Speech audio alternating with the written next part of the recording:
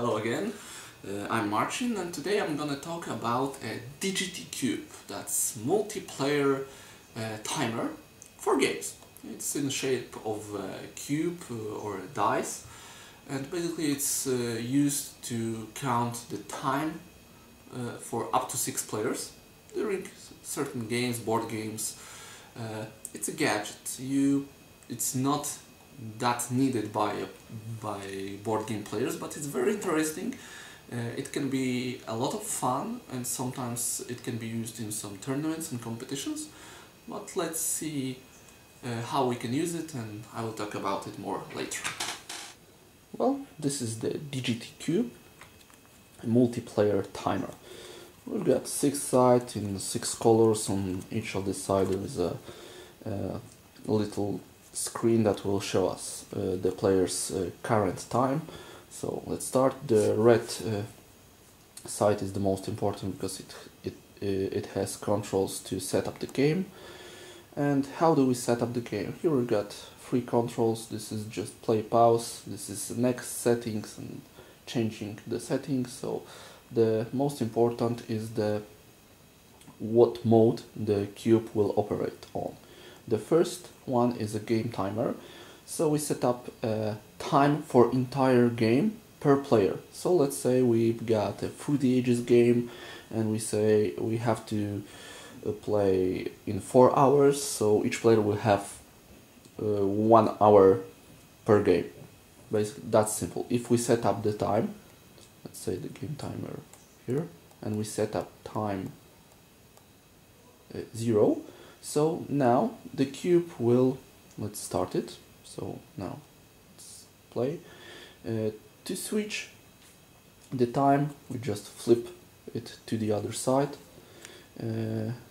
If we want to pause, we can press pause or put it on the stand, because the cube has to lay flat. If it's a little bit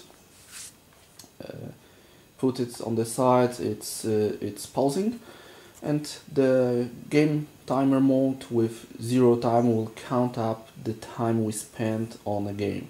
So it's interesting to see which player was thinking longest. So other mode is a move timer, so we count the time per move. We can set it up so we have 30 minutes per move, 30 seconds per move, sorry, minutes, seconds, 30 seconds per move. If we set up this time for 0, like in game timer, it will count how many turns the player had. So it basically counts how many times we flip the cube on this side. But what's interesting is a move timer mode with save. And now the time we didn't use in our turn will be added to our next move. So let's say here we can turn the sound. We can also set for each player time individually. Let's start. It's counting up. So let's see. Okay, I've made my move. Now a yellow player, red player, so I have now 15 seconds because I didn't use those 5 seconds in my previous move. As you can see here, it's beeping when the time is running low, and basically that's it. What's good in this cube that I don't have to use all the sides. I can flip on any side I want and it will just count the time. So this is very good in this cube. So as you can see, this cube is very easy to use. It doesn't have many functions, but those 2 modes, game timer, move timer, plus saving, and additionally if you want to count the time which player used, or to use it to say how many time per player per round per turn has player to move. So it's basically a great tool, a great gadget to play in board games. So if we have, for example, a 4-player Through the Ages game and we want to end it in 3 hours.